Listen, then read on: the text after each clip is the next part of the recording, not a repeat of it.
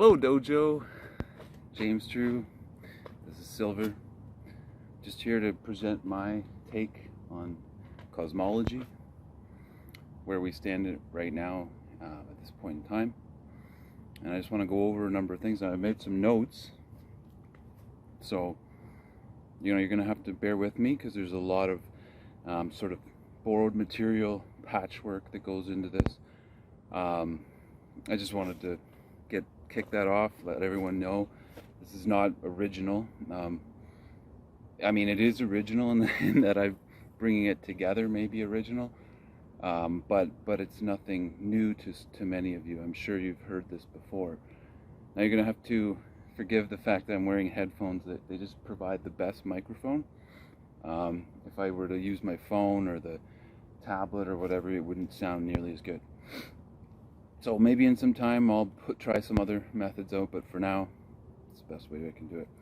So, this is just my flow. I'm just getting started. Just hear me out. I got a lot of things to go over, and we're surrounded today by the giants of thought. Everywhere we look around us, information is filled in the blanks, but we can overcome this. And I just wanted to lead off by starting with a quick quote here. This is from the New Hermetics, the 21st Century Magic for the Illumination and Power. Okay, so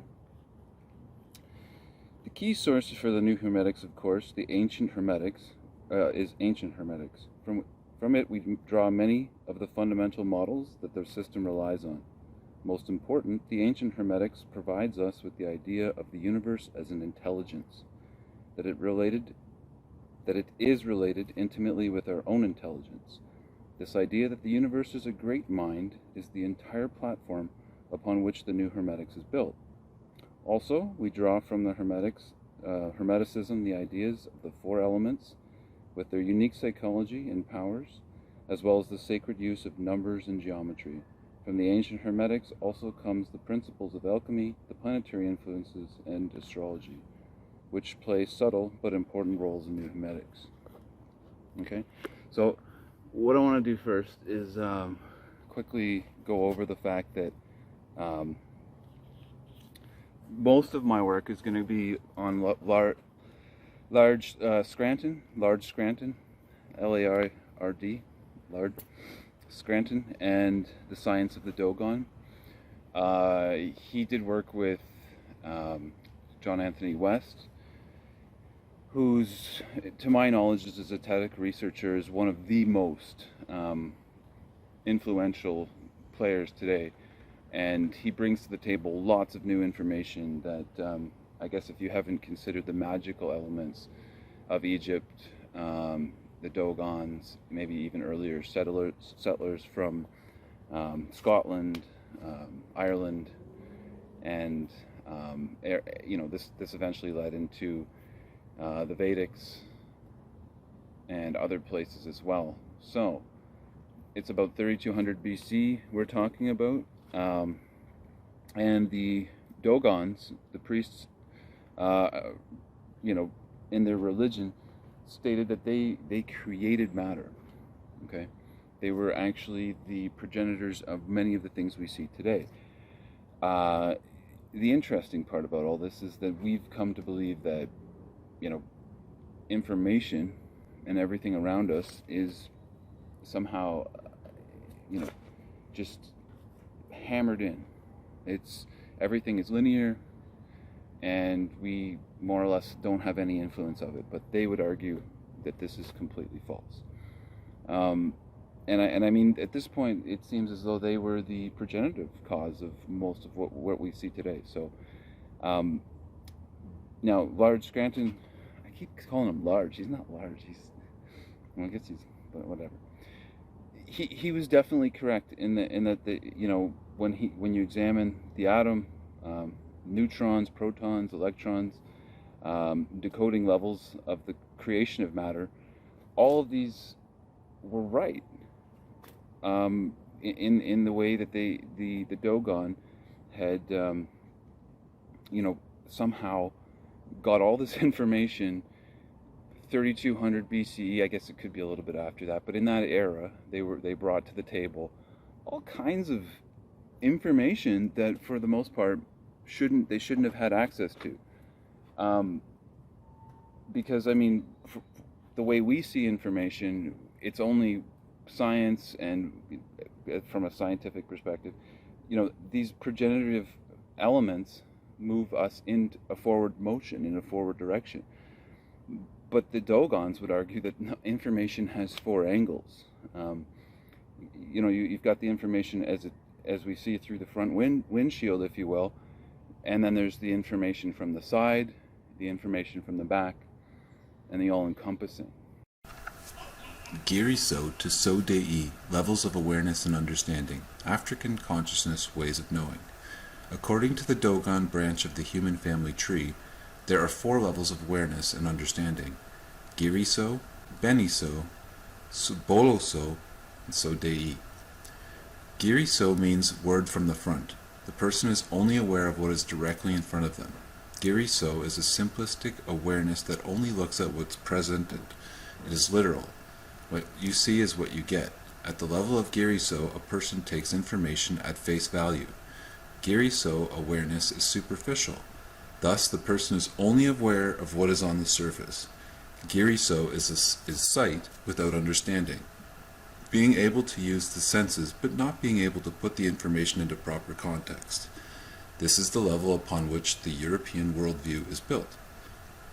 Beni So means word from the side. The person is able to use intellectual peripheral vision. In Beni So, the person becomes aware of what is less obvious. The person begins understanding more profound explanations of events. Beni So is where thinking begins.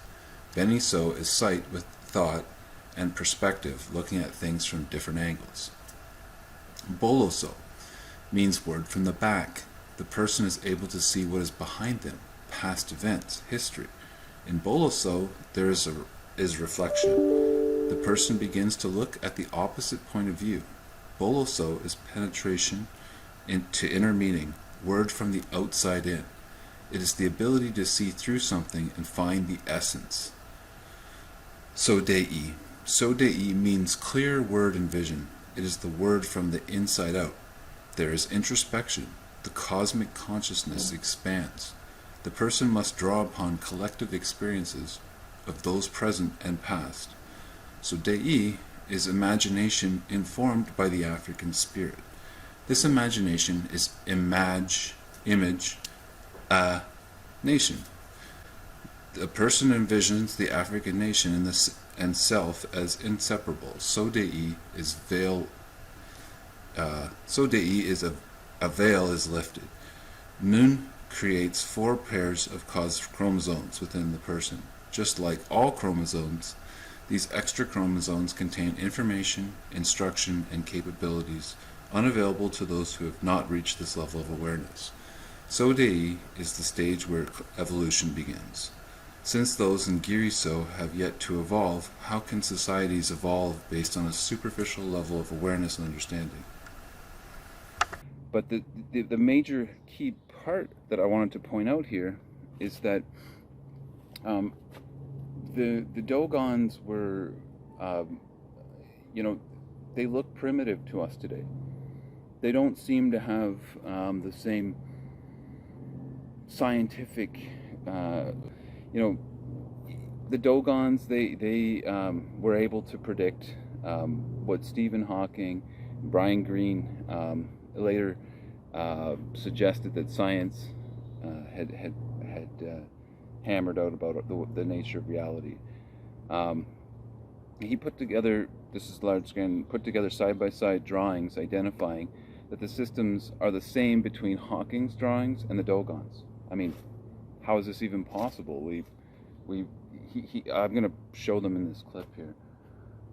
But how is this even possible? I mean, we're talking about centuries ago. Well, centuries, millennia, thousands of years. So as a geneticist, should find this information very interesting. Like, I mean, how is it that tribal group in Africa could provide that, could provide this information? So, he put together, science can't explain why matter behaves like a wave to begin with, and then after its observation starts to behave like a particle. But the Dogon did. They had actual explanation as to why this occurs. Now that's why I bring up the slit hole experiment, where they started to suggest super relativity and this idea that sort of the mysteries of modern atomic science and how that's leading us into quantum sciences. But I mean, science aside, as a zeteticist, we know that there's more to this world than meets the eye. I mean, we're just being fooled by everything around us. So the Dogons say that matter began with the egg and the ball, okay? And the egg and the ball, diagram here, the room of which all world signs are ama, are conceptualized for the four elements. You start with water, you move down to fire, then you move to the right. My right might be your left. And it becomes, so it goes right and then up again, and that's air falling to earth. So it's essentially the four processes in creation. Water is matter as a wave. Fire is the act of perception causing change. Wind is vibration. And earth is mass. So to use that diagram again, we would be moving from, they seen the expanse of information as it came to them. This is how they seen the birth of the universe and how they brought matter into being by nature of our beliefs as a zeteticist. Now Egypt and the Dogon both used to explain these stages of creation. Okay, Marcel Grial and Germain Dietschlan, they lived with the Dogons for 30 years, both scientific researchers, and they produced a book called The Pale Fox. In The Pale Fox, there's just countless examples of how science is behind what the Dogons saw in reality. And to make us this was all done to make us aware of the process of creation. Why did this happen? What did it come to be? Okay. Now we think we are the top of the food chain. We're the top of the chain of development, and this perspective holds us affixed to our role in nature. It makes us think that we already know everything. If there's anything more to be discovered, it's going to be presented to us in a very linear, come at me kind of approach. The Dogons would totally disagree.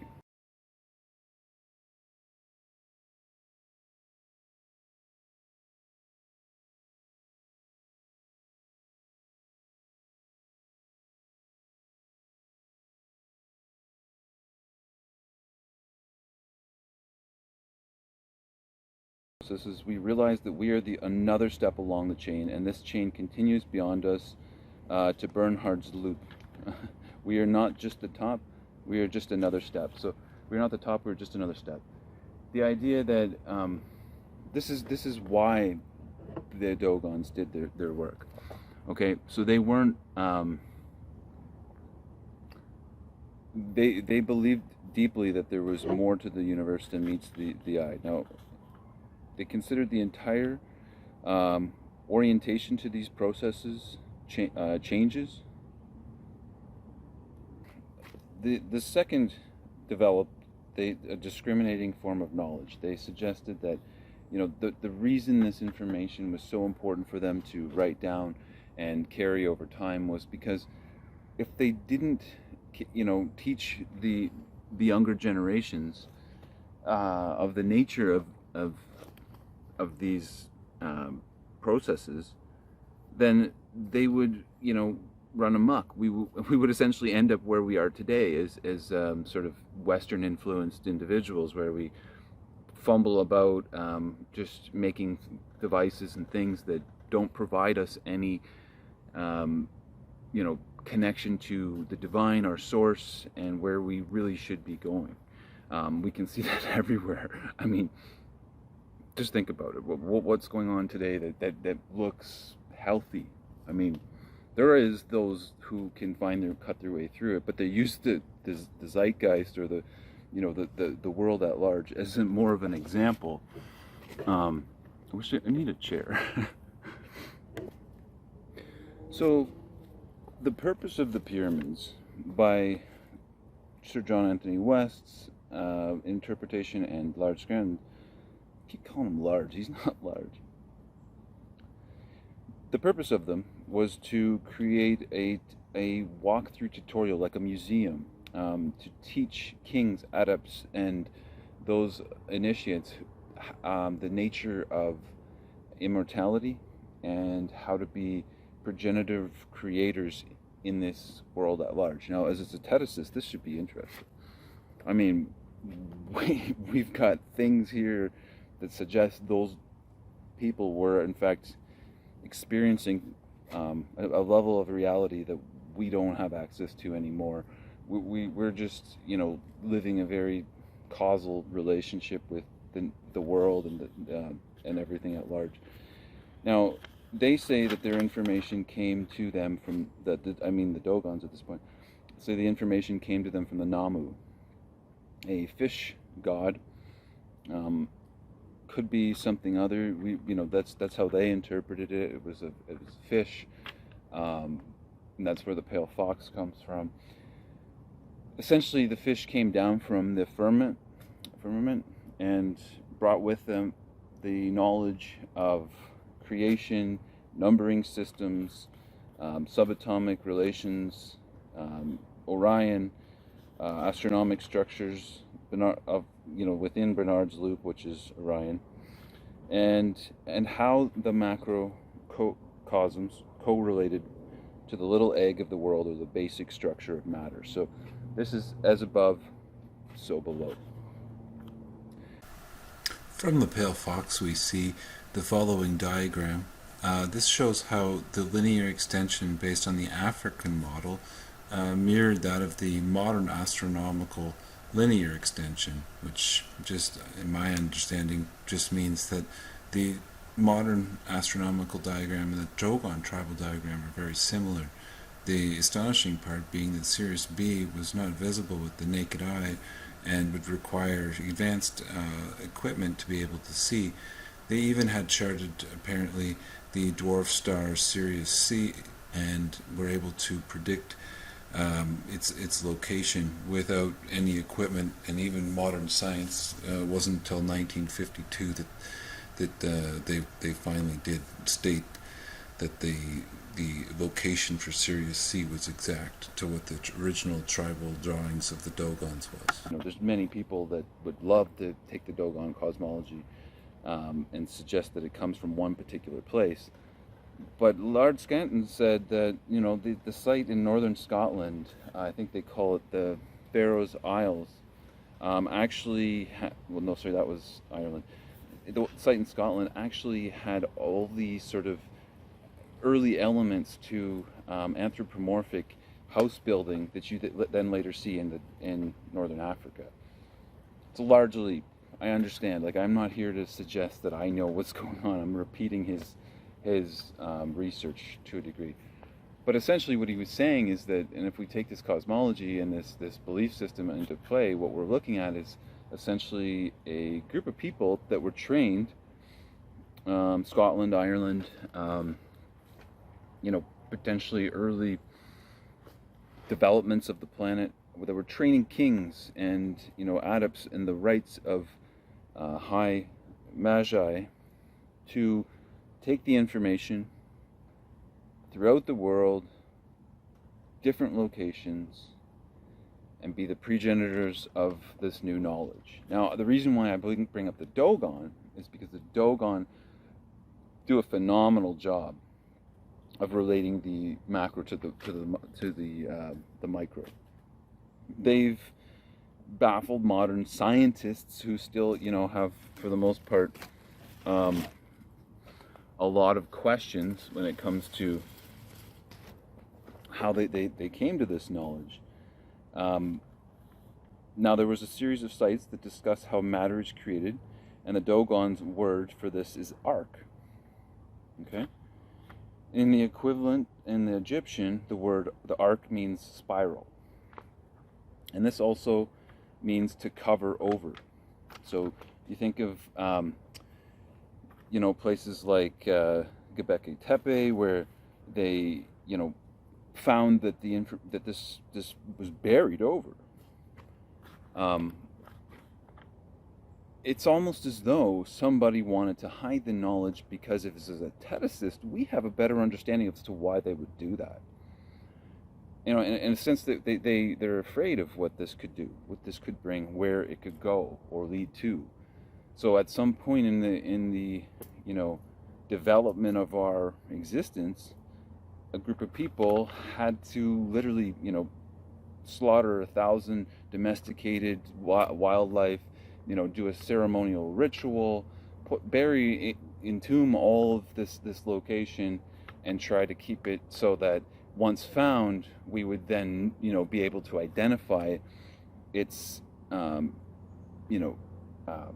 sacred nature, and not sort of bury it in the past, not make it something that's just some kind of linear understanding. But they also were afraid of the simple fact that this information taken out of context, they could then be the progenitors of what could come.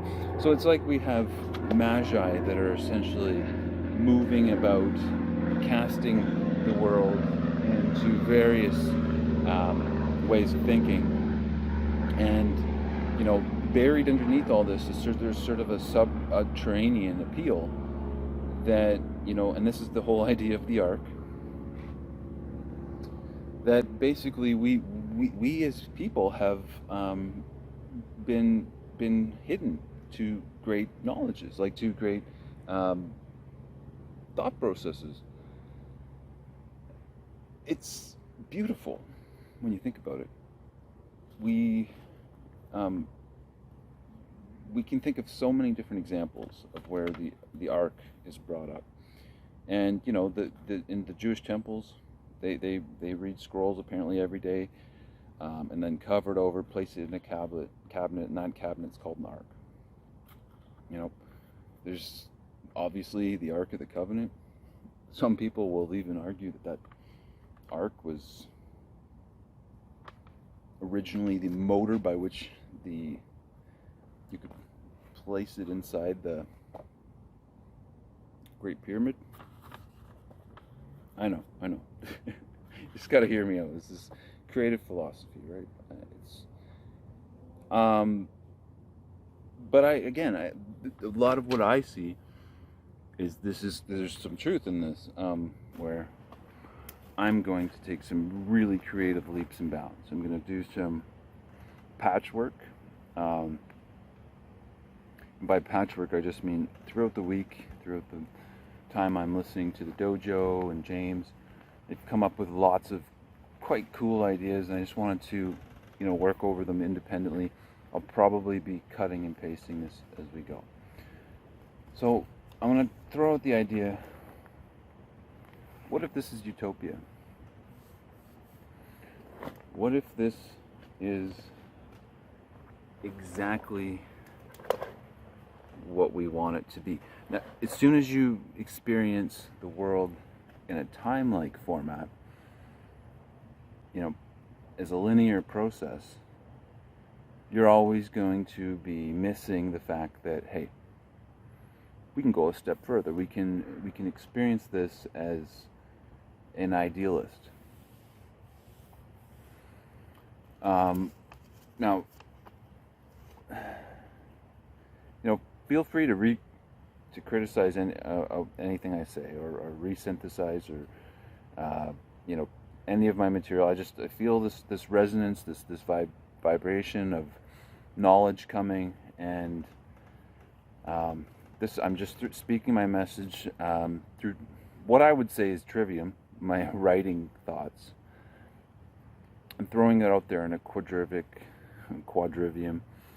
getting my own voice to present this information for the first time.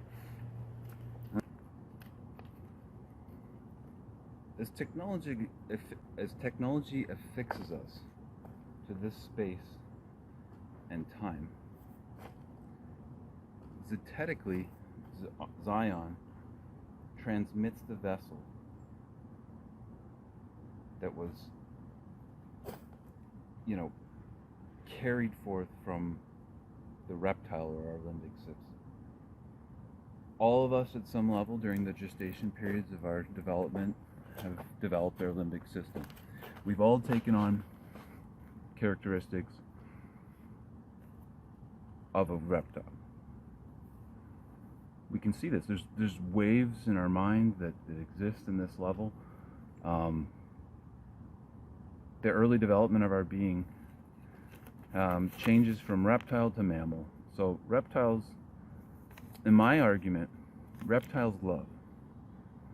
We've always been told, well, mammals are the ones that really have this compassion. They understand things. I would argue that what we're actually seeing is a type of love of somatic intelligence. Jeez, I'm getting the worst. I get better at this. So,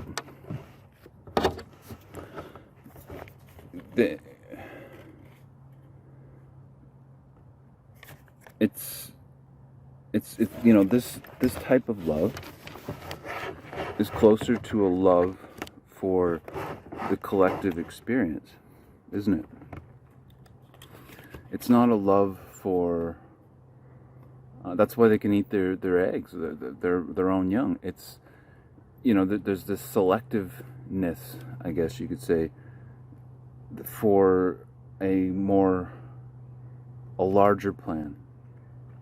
And that's where I would argue it's a dimensional understanding that goes a little bit, not deeper, but it's a little bit more surface understanding of love, and that is a love for all things.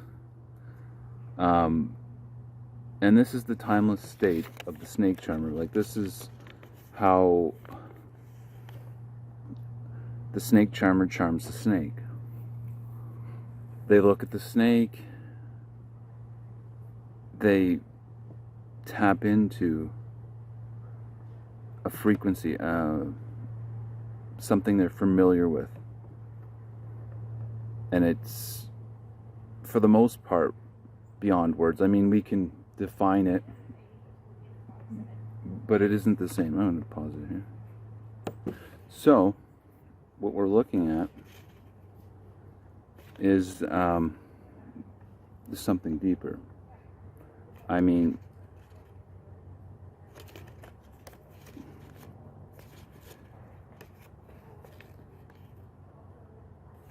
so carried forth from the vessel of DNA. This is the subterranean connection. This is something that's... So, Laird, Scranton, Sir John Anthony West, and, G.R.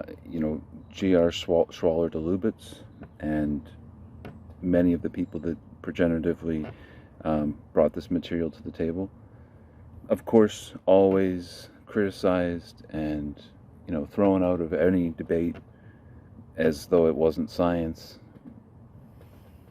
But we're okay with that as aestheticists, aren't we? We don't care who brought the information, just as long as it has some accuracy. So my flow is just getting perfected. I'm just working through this. I've never put this, down on paper before. I'm going to stop you there. Okay, so disclaimer: this cosmology consists of much recorded material, mostly from J.R. Schwaller de Lubitz, who was the progenitor of Sir John Anthony West, who did some research on the pyramids and magical Egypt, had done looked at erosion water levels around the Sphinx, and determined that we're not getting a proper date as to when, how, why, and so on. The ancient Egyptians were who we think they are. Now, in amongst that, there was also his research done with Laird Scranton. Again, can't say his name. Laird Scranton, that's what it is. And essentially, we're all giants of thought. Maybe we haven't brought all the things into consideration. We haven't done a perfect job of getting the information out for others to digest. But we are all giants, and this is a creative patchwork. This is my macaroni drawing, as it is today, September 2020. October, I guarantee you it's going to be probably a whole new drawing. But the beauty behind that is that I'm legit. There's nothing, what you see is what you get with me. And so, moving forward, I'm just going to go ahead and tell you that I'm reading off these little notes that I've made.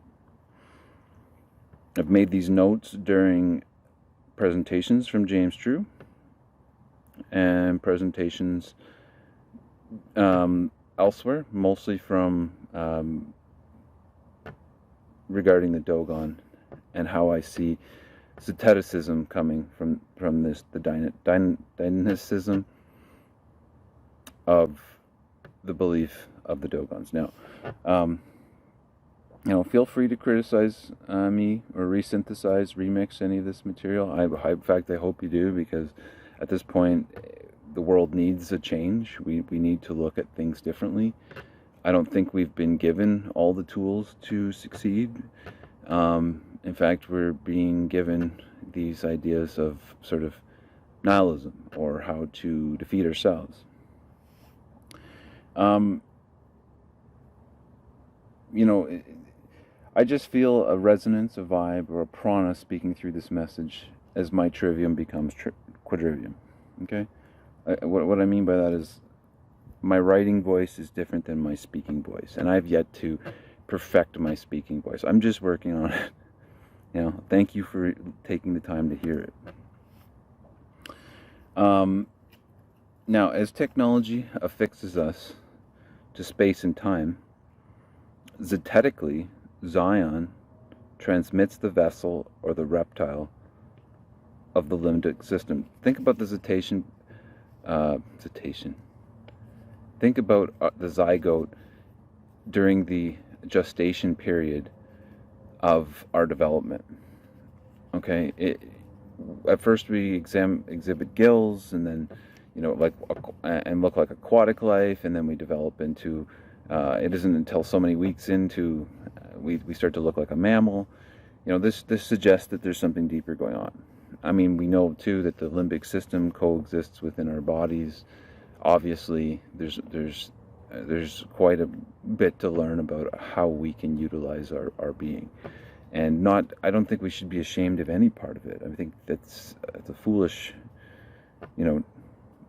thing to do, because you're going to essentially lose sight of your true nature and what you can do with this development. Now, reptiles love,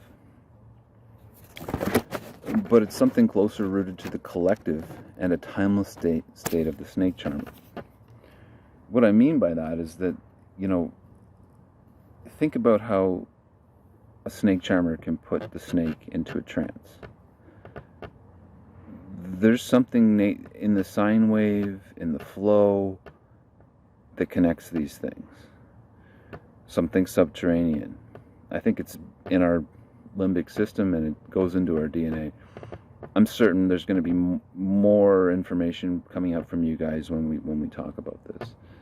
But by accessing this, we're going into something quite deep. I mean, of course, we know birds are reptiles or related, and it's cold-blooded animals have this connection. Now, I don't think that they're incapable of love. I think that's a silly thing that science is affixed to it. They just love on a different frequency. They love the higher genius. They love the collective conscious mind a little bit deeper than, say, a mammal who's more affixed to time and the nature of what's around them at any moment. Now, this is the information that's been carried forth from the vessel of DNA, in my opinion. The principles of Zeticism and both left and right political aspects in our society are, akin to 0 and 1, or the state of nothingness, the 0 point, what we call the race to the bottom, or the idea of going into the pit during vitriol, of looking at the world as a victim, is a very left-handed path. I can see quite easily that this could lead us into a world of transhumanism, a world where we don't have access to our faculties because we've considered them a fault of our being, okay? Now, on the flip side, if you go too deep and you think, well, I can't sit in the center, I can't stay in my cockpit, there's something wrong with me, you'll try to put that ownership into something else, the chosen one, the Maitreya, the next coming Christ. Something else is divine, not me. And so that's the one, in my opinion, the right-handed path. Think about how many people on the right are identifying with Christianity in our Western view, but throughout the world, conservatism or the right-handed path is almost always stated as this externalization of what James would call the shame and fame, silver and gold perspective. Well, this is going to be your fame perspective. This is the chosen one. Something is greater than us. All right? And Lord technology and the singularity are awakening us to our true undefined self. So what that means is that, the dojo, James goes on about this quite a bit, so it's nothing new. But the dojo earth, the perspective that we live in, is giving us this opportunity to look at our existence as a growth, and it isn't unless we had the sensei in the dojo that we would be able to kind of come to comprehend this. Now, speaking to the Eye of Ra, J.R. Schwaller de Lubitz and Sir John Anthony West spoke a great deal about the Eye of Wisdom, where ancient aliens contacted from our future selves. You see, are aliens not time travelers? Are they not us in the future that developed the time machine? Did we get to a quantum state where the end becomes the beginning, and what the ancients perceived as aliens were simply their future progenitors, coming back and gifting them with knowledge to curtail the way that it became in the future.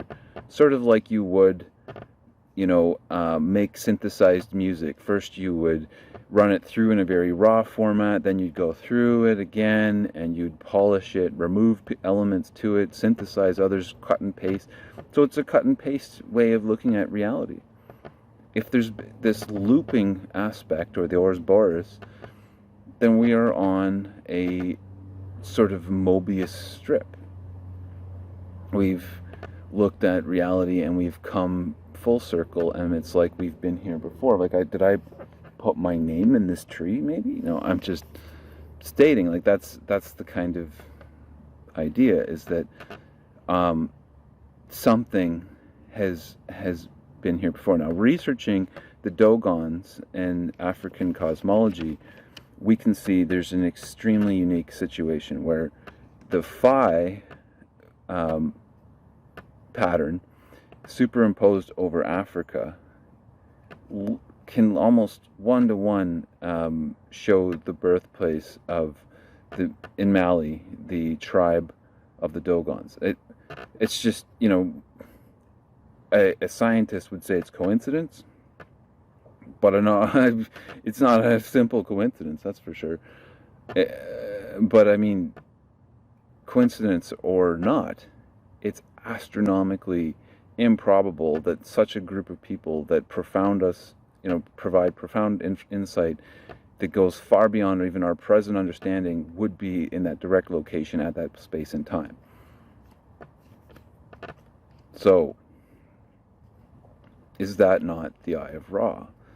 Is that not our wisdom of, hey, I've been here before? Now, John Anthony West saw priority in the Dogon cosmology, and I find it interesting that the Namu, which is the fish god that came from the firmament, the waters above, came down and told them the information about DNA, and through the ages, the cosmic serpent could be DNA itself, right? So perhaps different, this is just, I have no idea, but perhaps different blood types could even be speaking to, at which time through the track you're on. Which lap are you on? Are you on lap number 1, lap number 2, and so on? So I think the greatest secret of the ages is the flow state itself. When you're in flow, and I experience this when I go running, I've been one of those dancers in my past where I've been able to really let go in a creative canvas, and electric synthesis of music, 144 beats per minute, the sine wave synthesized samples can really take your electrical body into a place that you can begin to see, especially when the music doesn't stop. If it all blends from one starting point to the end, it speaks to you on another level. And even if you get glimpses or glimmers of this feeling, because of course as soon as the people around you look at you or give you the a feeling of like, hey, what are you doing, you jump out of it. But that's why this is generally an experience that's like a type of magic, if you will. It's a chaotic type of magic, and it's when you release your soul in that way, you exuberate a type of transcendental experience that's not, you're not accustomed to it. Just put it that way. So I think that this flow state, and the longer we can find a way to access it, is exactly what we're looking for. Now, the zeitgeist of Zion is more or less keeping us from it, right? The idea that science, globe Earth,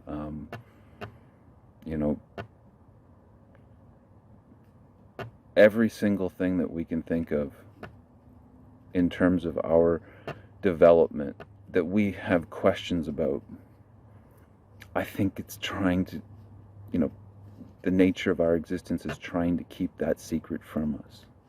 buried inside us.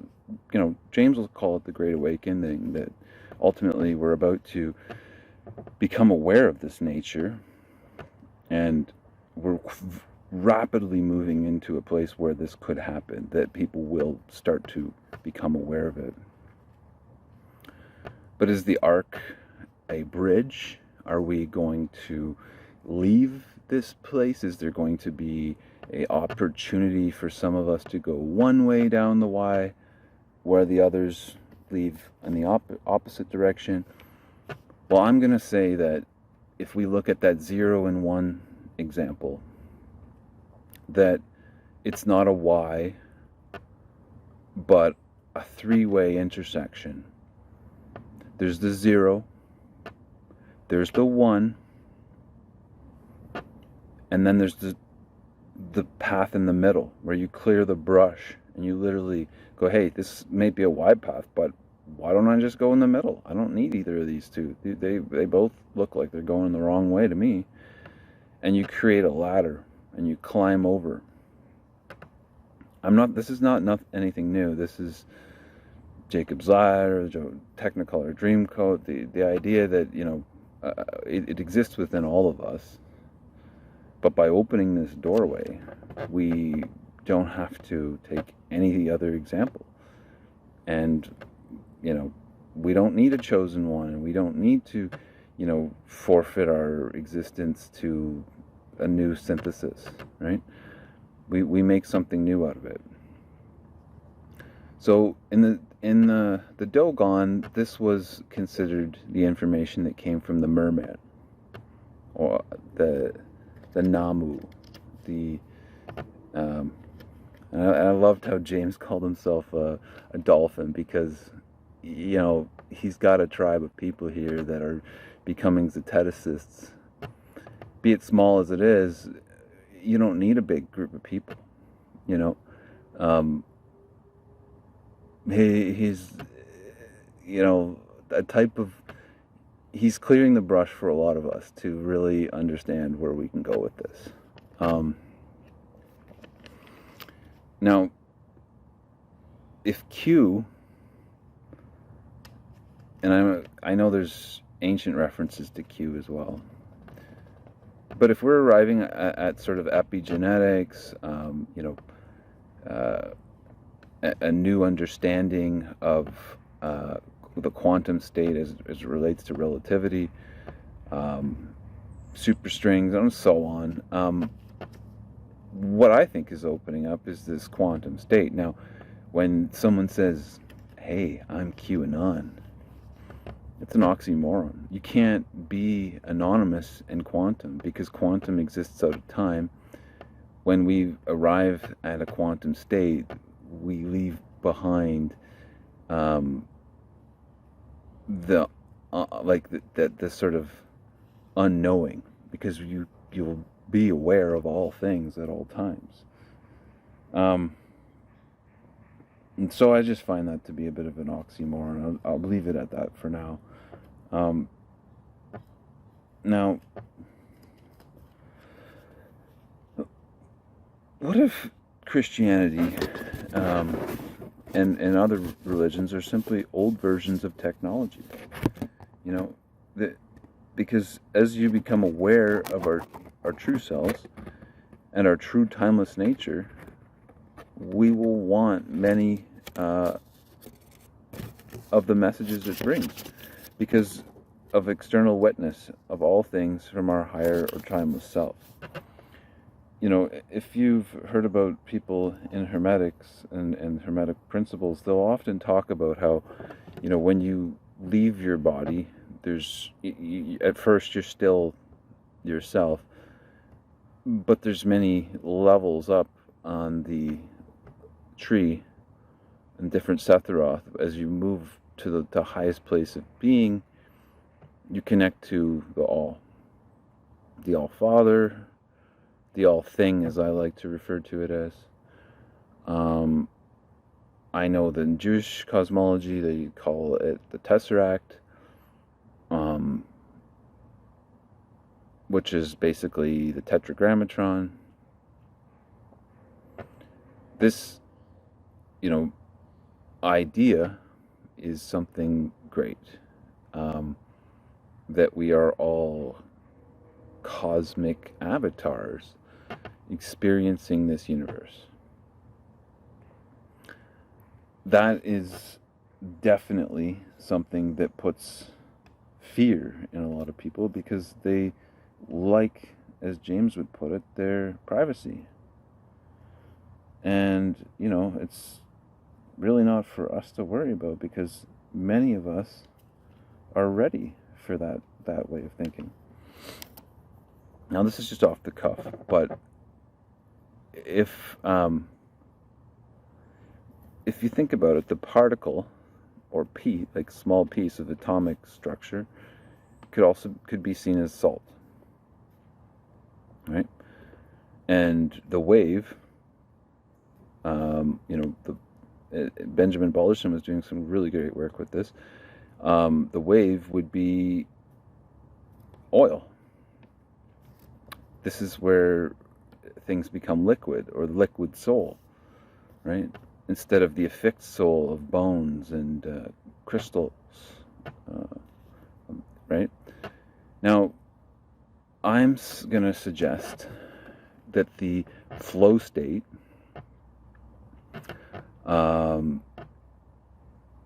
is actually arriving at what we call in electronics and sort of quantum computing as the flux flow, right?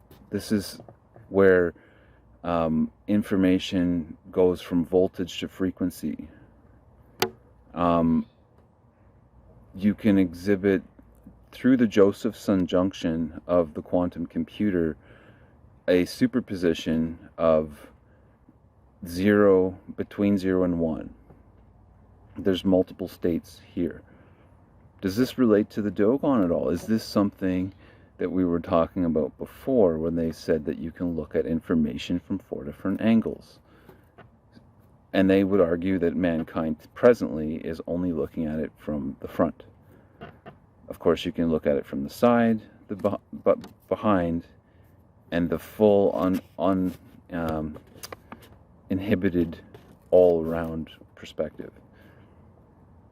Do not confuse this with, sort of a full understanding of a topic. It's deeper than that. When I started to do some research of my own, I arrived at certain symbols, drew them, and then later those symbols meant something to me. When I first drew those symbols, they meant nothing in terms of a literal understanding as to what they were. I believe I'm starting to understand how they access this information. So what if the quantum state is outside time itself and has carried forth from the most ancient mysteries, and now it's being brought forth in technology? This is where I did a particular article on discern D-wave. To discern D-wave, you have to look at CERN, the particle, and wave, D-wave, computers, as mankind presently using quantum technology to try and become God. Have we done it already? We probably wouldn't know. Now, James talks about the ark, which processes organic offerings to the Jews, that the ark of the covenant, which is essentially in the Temple Mount in Israel, and if they say that if there was ever a day where those doors were opened and the information was unlet, it would dispel so many things about the Muslims and the Christians, and it's like you can't even go there because the world has so much affection towards their cosmologies that by opening that door, even just on a not a spiritual, but just on a practical level, we would create a war, or very easily could, because it could actually sort of try and suggest that certain faiths are almost, I would argue that as a zeteticist that all faiths have a purpose, but they would argue that, this is just sort of disseminates the point in, say, certain Abrahamic faiths, and that would really take a chunk out of the armor of our existence today. So, what if the ark, which processes the organic offerings, has now become the electronic ark that processes offerings to the blockchain? What if we are arriving at a new ark, burying, and this is, the transhumanist agenda for sure, but it's burying behind, in the past, all of these, this world, this actual physical realm, if you will. And as a zeteticist would believe that, like, hey, we could probably become transhumanists. We could probably move our light bodies into a different place. Now,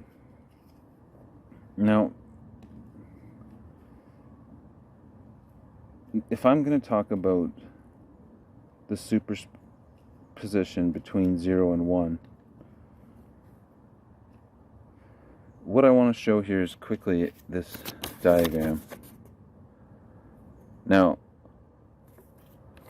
I drew this. You'll notice there's an X in the middle. I drew this on the wall in my home on my whiteboard, and it was actually a blackboard. I drew it because it meant something to me. The letter S, which is silver, I seen as a number of information, like collective consciousness, cat club. I'll get into that some other time, because the first Lions Club was made by King David, I believe, in Bohemia. Anyway, collective consciousness becomes cryptocurrency, becomes crypto consciousness. And I'm just going to pause it right here. And crypto is essentially a new sort of, it's a new take. It's a new take. What if there's crypto consciousness? Anyhow, I drew that on a page, having never done much research on quantum computing. But then I found out that the Joseph-Sun junction, and by the way, just a random coincidence, my middle name is Joseph, my father's middle name is Joseph, my grandfather's middle name on the same side is Joseph, and the technology is called the Joseph-Sun junction. Joseph's obviously a powerful name. The name of the golem was Joseph, and my mother's last name is Joseph. Or Joseph. Golem. So, rather than getting into too many more details, what I find interesting is that this Josephson junction, in the flux flow state, is actually that nexus point. Now, how did I come to that understanding? I don't know. I can only tell you that I knew something was coming. I knew some information was on its way, and I just took a leap of faith and wrote it down. And now I know that and now I'm starting to see a connection between the flux flow of superposition and what we call the flow state. So I remember D-Wave just recently talked about the sine wave into the serpent, which is so funny because, again, it's a type of flow. It's our community where we are uncovering this together. I believe that. That's the nexus point between the atomic and the quantum. And the love of wisdom is the serpent of the quantum. And I'm just working this out through my macaroni drawing, but just hear me out. Of Kabbalism. The reptile of the limbic love posits, or from the past, this mammalian concept of time. And so what I'm going on about here is that, as that diagram shows, the S, and if you put two S's on top of each other, it looks like a fan or a symbol that we all won't get too deep into.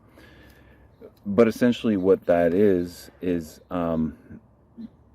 two C's pointing from the past, or the present into the past, and from the present into the future. Or inversely, from the past into the present, and the future into the present. That's the cool part. Because now I'm arguing that intelligence is what we utilize all the time. It's book smart, it's all of this information, and wisdom is inverse. It comes from the future into the present. Is this subterraneanly connected to us from our previous avatar existences, or is this the quantum nature of reality presenting itself?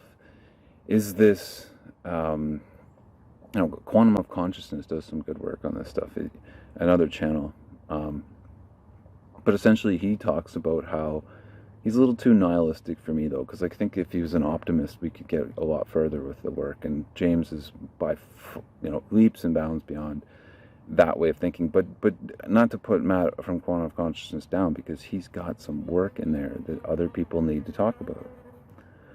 So, oh, cool! I got a little bee here. He wants to talk. Okay, so. No, is this, there's about 5 different ways he perceives how time works. Is it, I'm going to pause it while I come up. Right. So, retrocausality, premonitions from the future, the quantum nature of timeless space, and, I don't know. So, this is all, like I said, macaroni stuff. But I'm saying Superman isn't super because he's capable of doing super things. It's because he does so for the benefit of all things, anonymously, and unprovoked by personal desire. So on this level, utopia simply is the best version of reality you can perceive, unless others have instilled remorse, regret, or otherwise. So in other words, the way we access these things is very much like a perception-based system. And in a bit, I'm going to read a quote from the book that explains this deeper. But, it's important for us to perceive our experience in a positive light if we're true zeteticists, because, the Dogons were, and others were, from what we can see, materializing things. So, if we're capable of doing those things, and we don't want to be led down into the cave, because as we said, zero is going deeper into the cave. The I is going into the, your eye, which is too far. It's gone too far. So you either go, but if you stay between, then you can stay in the quantum state of you're staying somewhere between pi and phi. This is where phenomenal things start to happen. Because, the Mandelbrot expression of fractals will endlessly go on forever, but there's only, it's so chaotic. It doesn't have, it's limitless. And, then the sort of a fixed nature of pi is too fixed.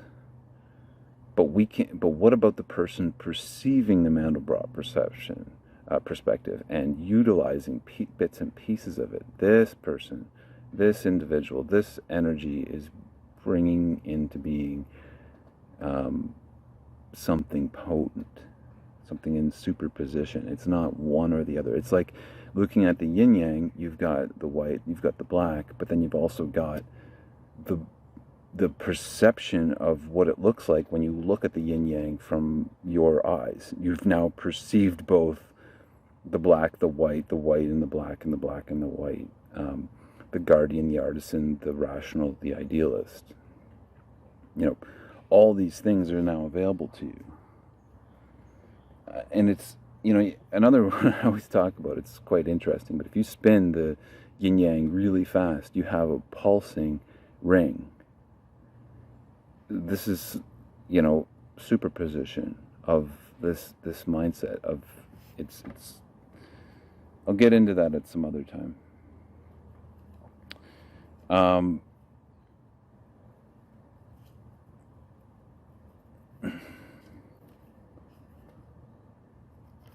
So superposition is the point between 0 and 1, and some things exist. Something exists there, and I think that it is us. Our left and right brain, between two criminals. What are they called? The thief and the murderer, or something. I don't know. Christian cosmology is not my forte, but as we melt away from the frozen state of the left, and using the fire of the right, we burn away our full potential, going fully to the right hand and choosing the chosen one, fire and ice. But when we stay in the middle perspective, we remain analog and in superposition. The snake is moving back and forth between the tree. Right? It's not one side, it's not the other. It's not extreme left, it's not extreme right. There's a tunnel between the two. You're going back and forth, and you're climbing. So, but when we stay in the middle perspective, we remain analog and in superposition. I want to get into this later on a different video, but it's like, if you watch one of the coolest movies ever, and there's a reason Jodorowsky never got to make his movie. It's because it was too powerful for TV or to society. Dune, Frank Herbert's Dune, incredible work. Like, I get it. We're not. It's in the cosmos and whatnot, but it's awesome. And I think there's a new Dune coming out. I hope to God it isn't garbage, but we'll find out. So this middle perspective where we remain analog and in superposition, this is the flux, the plasma, the Om, the resistance, the Superman woman, or the Christ consciousness, right?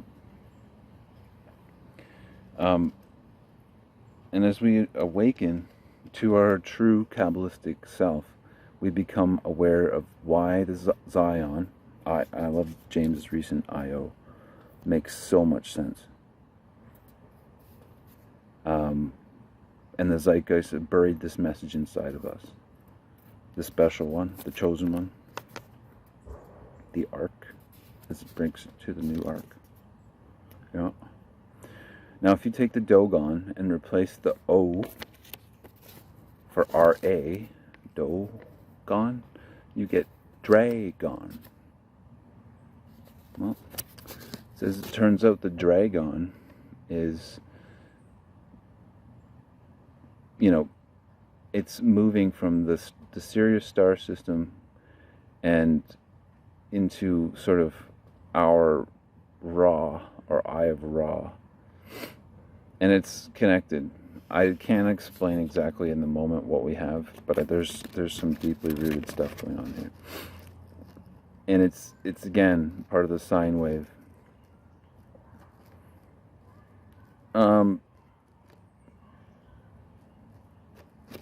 With QAnon, I think what you've got is the Ouroboros, or something Ouroboros. It's like this. It's just another example of the snake eating its tail and starting the cycle over again with the new chosen one. It's just like, here's your new Maitreya, here's your new,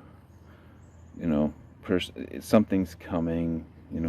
It'll be simulated, and whoever's there, they want to be the progenitors people to take us to it. But again, you can do it. You understand me? You can do it. You don't need this stuff. We've got the tools. We've always had them. It's just that these are the subterranean messages from wisdom about what is to come, and what has always been here. The tetragrammaton. This idea that we can plug into something much bigger. And our belts are not perfect because we utilize the next one.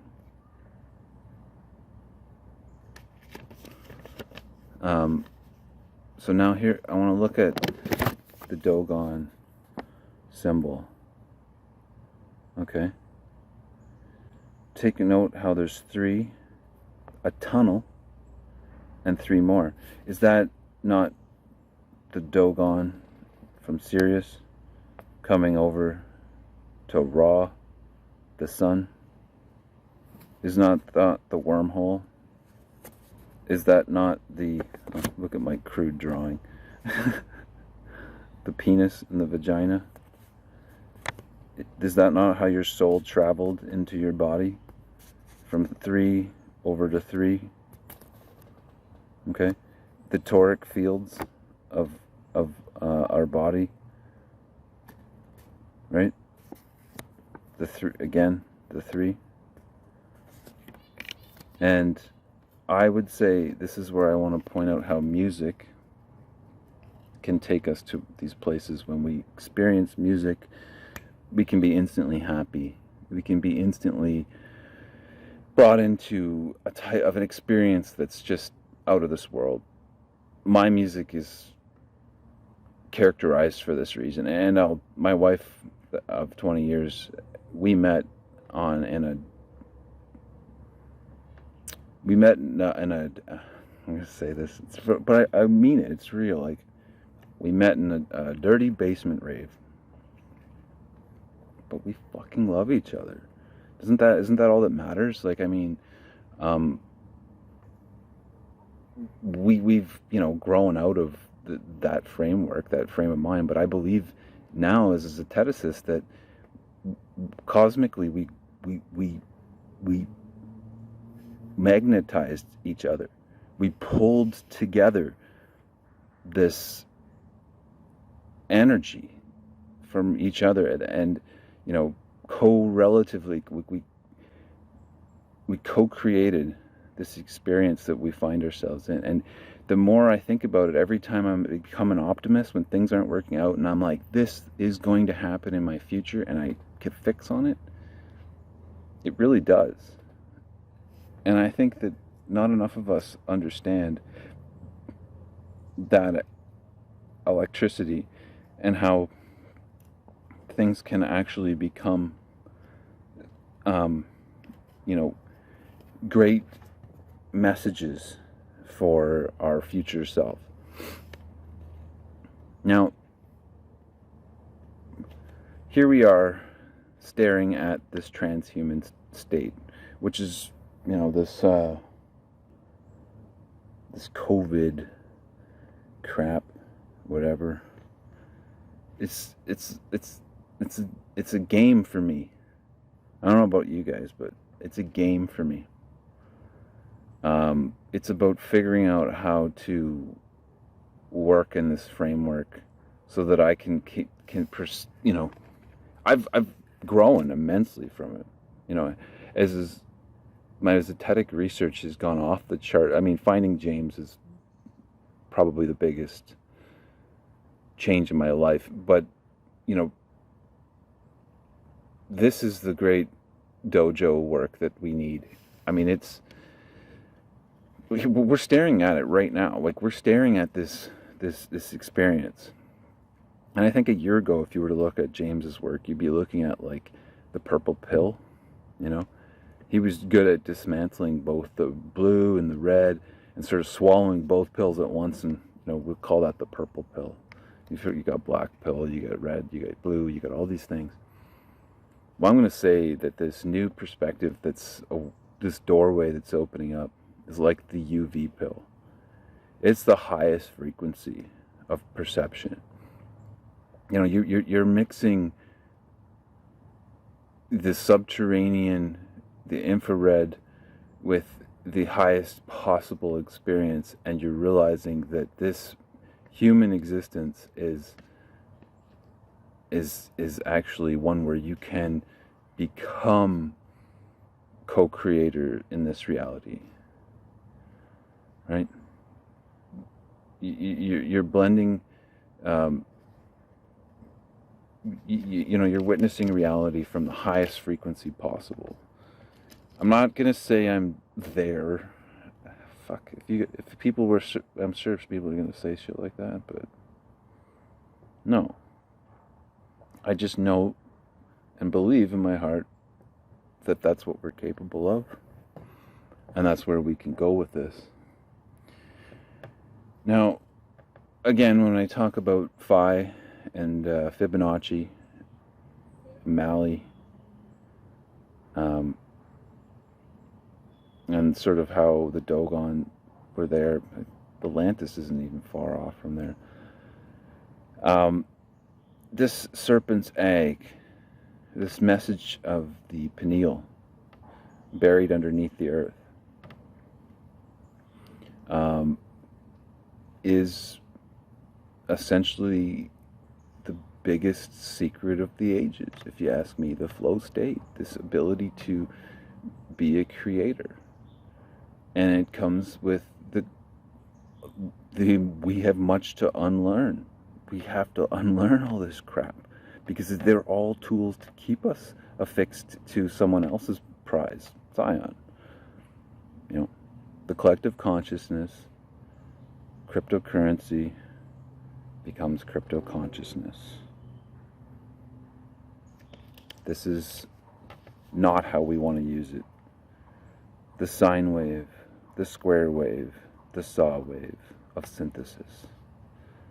The S has two directions, and that's the simplest form of what the Dogons have researched, and I might even take the time to put it in here, or just put they talk about, the four types of knowledge, looking at the knowledge from the front, from the side, from the rear, and from all encompassing. And this is accessible to everyone. Should even start this over.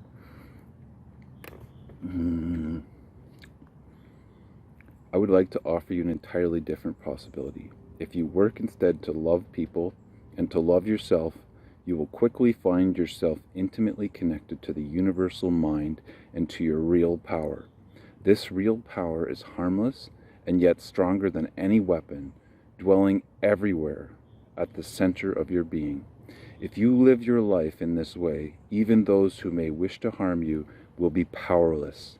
You hear that? Powerless. Because you will be operating from your center. Your center is outside of the world of cause and effect, and nothing can harm it in any way.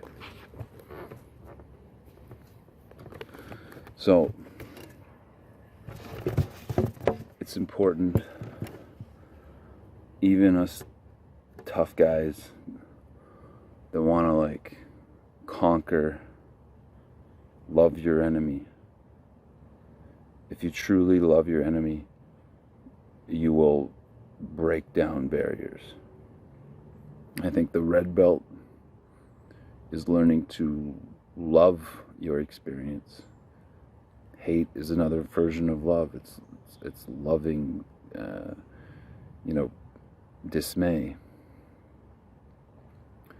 I think a brown belt that would come afterwards would be your ability to turn love on and off at will. And I don't even know what comes beyond that. I just don't know. But this is asceticism. This is the research. And I'm loving being a part of the great work. Thank you, everyone, for hearing me out today. Silver out.